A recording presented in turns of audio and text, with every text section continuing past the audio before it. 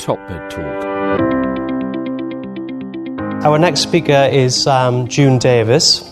June is an allied health professional advisor for Macmillan Cancer Support and is the co-chair of the Prehab for People with Cancer initiative, which is a collaboration between Macmillan, the Royal College of Anaesthetists and the NIHR. So June is going to talk to us about prehabilitation and cancer, and I would like to invite her up, please.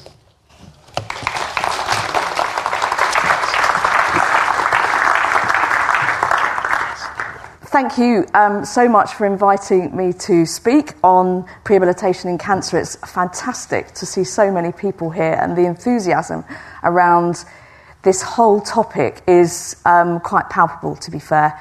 I'd like to just start by not talking. I know I'm supposed to be presenting, but I'd like to hear from the patients. So could we have, I'm just looking at audio chaps, I'm waving, clip 1. So the prehabilitation gets you, I think, emotionally, physically and mentally ready to actually go under the treatment. And it is important you start to do that before, not after, when everything's confused and there's a bit of a melee going on. Really. Of course. And clip 2. How would you describe this to others who may be less knowledgeable about this area of work? Yeah, the answer I'll put to that question after sitting there and mulling this one over for a while, it's a set of actions that can be taken in advance of treatment to ease your passage through cancer. And clip 3. You have to be physically, psychologically, mentally and well nourished to start any treatment. If that is not there, you would pay the price at the end. So thank you to Clive and Della, who will join us later this evening. But actually, when the themes from Franco, Mike and myself are absolutely around keeping patients at the centre of this whole journey, and they have informed significantly what we've done around prehabilitation in cancer. And our journey from a Macmillan point of view has been, we started out with, let's try and understand this a bit better in oncology, understanding that a lot of work had gone on across other specialties for many years, as has already been alluded to. However, they felt that there needed to be a focus on cancer. So we have moved from publishing an Evidence and Insight report, which was in 2017, and you can look at that on the Macmillan website, through to the work that we will collaboratively launch later today. And I'm going to share some sneak peeks from that just now. Not all of it, because it's too much, but just some. So just to echo the themes of others, for the benefits of prehabilitation to patients and those that give care. So we mustn't forget the people that support people. And that's very clear when we're working within Macmillan about the number of people that support others and the wider networks. And what's very clear is that prehabilitation supports people to be personally empowered. That's come through loud and clear from the people that we've spoken to, that it promotes physical and psychological resilience and long-term health. And as has already been alluded to, the whole public health, making every contact count, supporting people to live, and not just live, but to live well. These are some quotes from some of the people that have we've spoken to in co-producing some of the work. Prehabilitation helps you pick, edit and contribute to your cancer story, so you have your own ownership and don't just feel you are being done to. Really, really important. Takes your mind off it all, something to focus on. Just about everybody I've spoken to really wants to be doing something and not being told to go home and rest. And it makes you feel more in control. It also calms the nerves. We have many, many other stories, but they're just some. And when you hear those, you think, actually, we really need to support people. And people and patients can be so supportive in this whole journey. It can really advocate for this to be much more mainstream in our system. So I'm speaking to an audience who I'm sure know this, but clearly prehabilitation absolutely empowers people with cancer when you've had the most devastating news ever, and enabling people to take some control after what is a significant shock. What is clear in the evidence as we've gone through some of the work we've done is that the benefits can be seen in as little as 2 weeks. And we have a challenge in the system around waiting times and treating people, and that will be the same across other countries, not just the UK. And we need to be mindful of that. But what is clear is that you can have a significant impact on people's health and well-being in a really short space of time. The other key thing for me, and I have a strong interest in rehabilitation as well as prehabilitation, is that this is part of a continuum. Franco rightly said this is absolutely not a silo. This is part of a pathway, but we need to get the whole pathway right. What we know in some parts of the country and across the world is that we have an emphasis at certain points too late in the journey, when I always say, I think a lot of this is predictable, that patients we can predict some of the issues people have. Therefore, why don't we think about being proactive earlier on in that journey and hopefully reducing cost and burden on the system. And as I've said, can help promote healthier behaviours, individualised prescription support, nutrition and psychological interventions. I think the case is made. But moving on, what we know from the evidence, and the evidence is emerging, and we've already heard how much is being published versus how much was published in the cancer world. Primarily it's been in surgery. There's more coming through around chemotherapy, radiotherapy, immunotherapy, and the targeted therapies. But what we know overall is, prehabilitation reduces length of stay. That's really important for all parts of the system. Enhancing recovery following treatment, post-treatment complications reducing, the teachable moment, making every contact count. There's a thread here through these presentations. Improving cardiorespiratory fitness, improving nutritional status, neurocognitive function, we mustn't forget that, and enhancing quality of life overall. And I just go back to people living versus living well. And that really matters. We can have all the treatments in the world, but actually if people are not living the way they wish to, we need to support and help people to do that. So prehabilitation versus standard care. So we just put this up. And standard care, medical preparations, predominantly, that's where the focus is. There's more clearly coming online around prehabilitation, and particularly those with cancer. And there's a lot of services emerging across the country, which is brilliant to see. However, what we know is that prehabilitation is much more holistic. There's greater professional and patient engagement. So it's not just a tick box of various parameters that a patient needs to be meeting before they have treatment, surgery, etc. So really important we understand that, and the active involvement, as I said, of patients and their carers and families, and the implications is really, really important in terms of choice, because people have choices here too, and we have to respect that. So the impact of prehabilitation in people with cancer, I like lots of colours, as you can see, but really important, quality of life is significant right across the pathway, physical fitness, mental health. We all have mental health. It's whether we're mentally well or whether we're not, and where we are psychologically in this space. And I think these kind of situations and life events can have significant impacts on people where we don't know how to cope, or where people don't know how to cope, and we need to be able to support that. It can support recovery, the symptoms, longer-term complications, length of stay, post-treatment complications, significant cost savings from complications, length of stay, reduction, etc. Returning to work, returning to contributing to society, goes back to the Marmot piece that Mike mentioned. Actually, it's the social determinants of health. How do people contribute to society? Really, really important. And retirement, and active retirement. I work with so many people that say they've retired and they're failed retirees, which is a good thing, really good thing. I work with lots of people like that, and it's great to see. But we need to encourage that, and enable people to be like that. So just some nuggets from the guidance that we'll launch later. Integrating prehabilitation into the cancer pathway is clearly crucially important that we get this right. My vision has always been that we mandate it in the pathway, that it's an opt-out, not an opt-in. like everything else, and that it should underpin the whole pathway. If people are well and fit, you wouldn't train and do a marathon without training. So why wouldn't you get yourself fit, healthy, well nourished, psychologically well through that journey? We know that prehabilitation can optimise cancer treatment by promoting health and well-being as part of that continuum.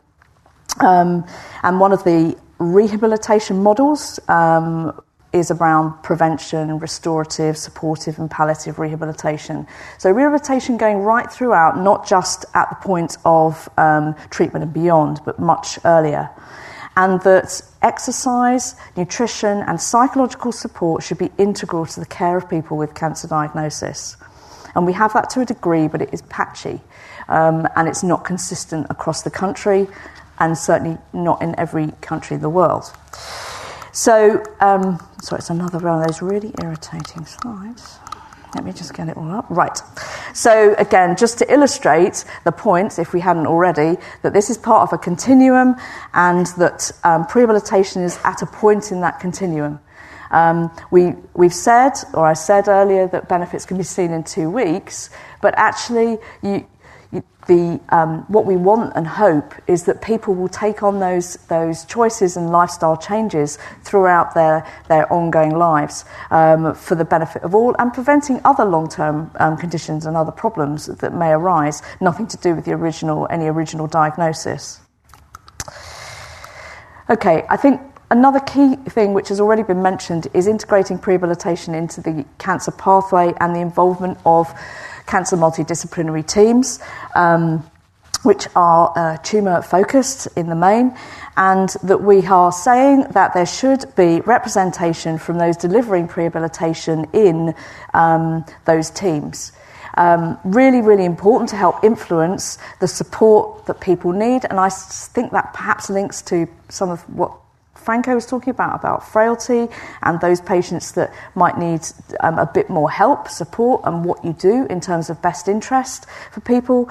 And that certainly within the UK, and Mike mentioned it, around primary care networks, we have community hub multidisciplinary teams, and it's only a matter of time, in my view, that we are going to start to think about and need to support people with cancer outside of the hospital setting. They're there for a very short time, relatively. Currently, they get sucked into secondary care and get spat out the other end, and their GP or primary care professional sees them very little. But actually, the burden on the hospital system is such that we need to provide much more support out in primary care. So therefore, why shouldn't we be providing the physical activity, nutrition and psychological support out in that setting, wherever that may be? Just to continue the theme, and we all like acronyms, so we've put one in the guidance, that we will have personalised prehabilitation care plans, not separate, everybody's gasping, not another care plan, but actually we need to make sure we focus on those things, the exercise, nutrition and psychological support as part of somebody's overall care plan. Really, really important, and that it should be patient-held. Really. It's like treatment summaries, it's like some of these other summaries that we have for people, and that they should be in control and empowered to dictate what happens to them. And that following detailed assessment that we have dependent on need, clearly everybody's different, that there is then an individualised intervention prescription based on the screening and assessment process. So we're suggesting that people need to be screened for prehabilitation who have cancer and are assessed appropriately. And we've gone into that in quite a bit of detail in the guidance. The other point is about interventions need to be targeted at improving physical and mental health and should start as early as possible. Really important, and in advance of any cancer treatment, not just first cancer treatment. So if we have recurrence or other problems, then why can't we start as early as possible? Again, we debated over this triangle at length. You wouldn't believe a triangle could be so much debate, but there was. Anyway, it's nice and simplistic now, which is good. So for those of you that have seen the long-term plan, There is a personalised model of care in there, and we are trying to replicate that here in the guidance with looking at universal, targeted and specialist interventions. What we recognise is that it doesn't work simply that people go up or down a triangle, hence there are arrows all around it to make it sort of move or wobble, if you like. And the reason for that is that they may have specific specialist needs for nutrition, for example, but for physical activity may be very active. So people do not sit in one box, and we've just described at the side there what is applicable to different groups. But certainly in the universal category, we're suggesting that, and we do describe the interventions in more detail, what is applicable to anyone with a cancer diagnosis, which is basic health and lifestyle advice. So just in a bit more detail, so you can just see that. So universal I've talked about, targeted specific needs, including screening should be addressed with prescribed exercise, nutrition and psychological interventions, and behaviour change support by registered health and care professionals. So we are suggesting a certain group in the workforce to support that, and specialists, again, similar to support some of the implementation and the delivery of those interventions. Just thought you might like a map of the United Kingdom. I cannot take any credit for this, but there are just some of the prehabilitation in cancer services around the country, and they're detailed in the guidance. There are more, but they're some of the ones that are more dominant across the piece. You might see gaps and think, why is mine not on there? Apologies if it isn't. Yeah. So just some take-home messages. Before we just hear from one of our patients again. Prehabilitation is for anyone with cancer. We need to understand that. That can be used for people, not just surgery, but chemotherapy and or radiotherapy and or immunotherapy. What we need to be clear is that prehabilitation does not necessarily delay treatment. There's just been recent consultation on the cancer waiting time standards, and we've been clear in certainly contributions of responses from the Cancer Alliances and from Macmillan that that's not the case, that they are person-centred and tailored to the individual, that it is absolutely a process in a continuum and not a silo, and the interventions can make a positive impact in just 2 weeks. And if we could have clip 4, sorry, I'm just waving at people. We're trying to. Great analogies from both of you, though, to take home in terms of messages. Is there anything else either of you would like to share, or have we covered? I just feel prehabilitation is ideal. It's a win-win situation, and I haven't been sold that by anybody. When I went along to the first meeting, I could see that as being a great benefit to people, and because you've been through it. You can stand back and say, that would have helped me, I'm sure it would have done. Because when you go to the hospital initially, I mean, everyone's kind and, says they're sorry. It's not their fault. I don't know why they say sorry, but that's people's natural reaction. And, they've all got some kind words, but being a guy, I like some kind actions, really. And if someone could have put a list down and said, do that and you'll be a lot healthier, I'd have said, I'll do that. Because you've just done it. Yes, absolutely. Right. And if I see you through, not just giving you a leaflet. It's not a matter of saying this is such a leaflet. It's not a matter of leaflet. Even in the consultation room, is there a mini bike or something? This is how you do it. You need to be shown. You need to be shown. Show me how to do it. Yes. Don't just say go and do it. Yes. Yeah. And that's the NHS will benefit better from this. So again, thank you to Della and Clive there for their thoughts. So just to sum up, as I say, we have the launch later of the guidance, which has been very much a collaborative, huge team effort. So see some of you later today. Thank you very much.